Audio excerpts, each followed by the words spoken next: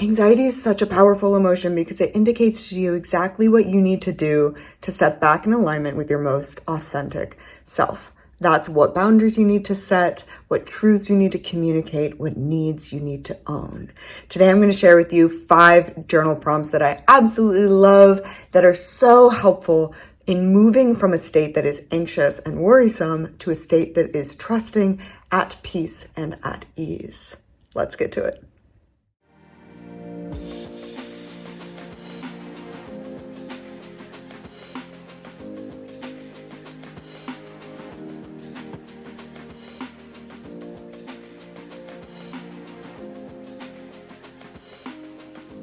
These are my 5 favorite journaling prompts for moving anxiety from a place where it is stuck and it is escalating in your body, maybe on a loop with repetitive thoughts, or it's just showing up in your body physically on a chronic daily basis, to a state where it is released and you're using it as an amazing, powerful indicator for growth, action, and change.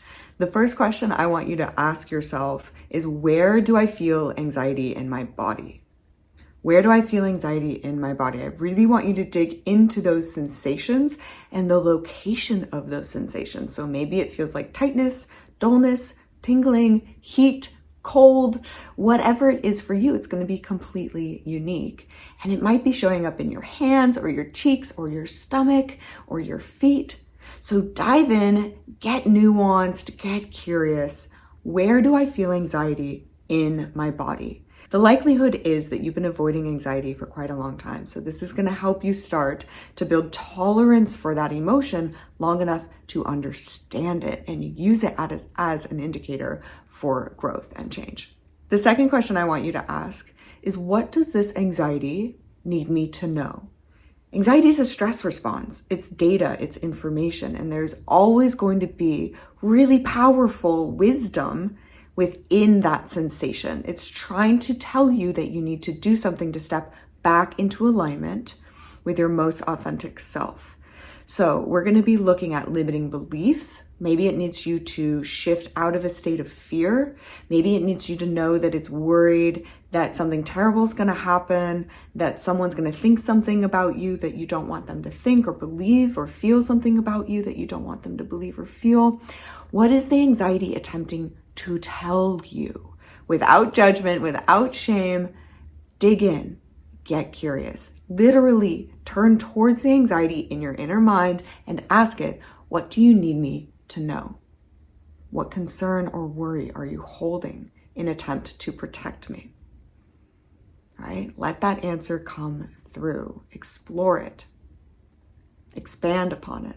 The third question I want you to ask is, what am I in control of? What am I in control of? Anxiety almost always attempts to control something that you're completely out of control of, and that's why it so powerfully just escalates in our body, bigger and bigger and bigger, because we're trying to solve a problem we are not actually in control of solving. That's usually somebody else's actions or their beliefs or their feelings, something that hasn't happened yet, something that already happened, things we cannot control or change. So I want you to shift from that and look at, what are you actually in control of?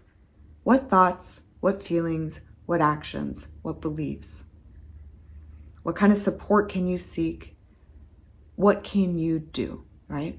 So we're just exploring here as well. You don't need to find the answer, but what are all the things that you're in control of in this moment that are related to the feelings of anxiety in your body, right? The fourth question is, what am I out of control of? What is this anxiety attempting to control that you're out of control of? Just connect, feel it out. What somebody else does, the decisions your child makes, the job opportunities you have or don't have, trusting the universe to bring you what you most need, changing the future, changing the past. In this instance, what are you out of control of? These are going to indicate things that you can start to release, to let go of, to find trust in, right? And the last question I want you to ask yourself is, what is my anxiety indicating? What action do I need to take? Anxiety always indicates an action. And that's how you're going to move it to release. So the action that you take needs to be anything but avoidance and indulgence in that anxious feeling. Anything that gets you a little bit less stuck.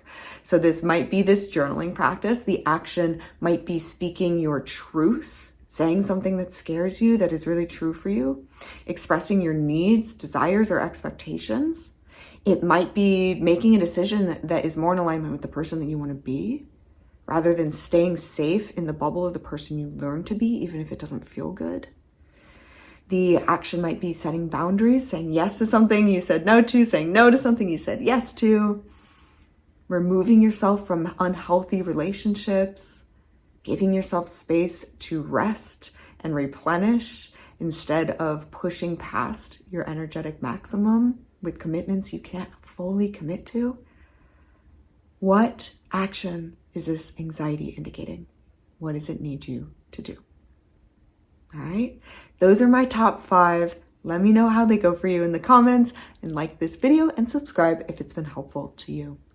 I love you. Anxiety is not a requirement, but it can be a really powerful indicator for taking these steps towards being in an empowered state of being. Remember, to move anxiety from a place where it is stuck to a place where it is released, you want to feel those feelings, get really curious and intimate with how it's showing up for you in your body, get all of the data and information it is attempting to bring to you. That's the integration aspect of processing emotions, and then identifying and taking the action that it is indicating to you.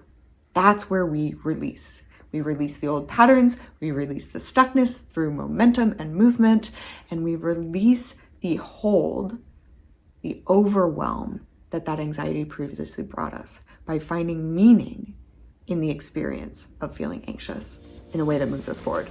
All right, I love you so much. Mwah. See you in the next one.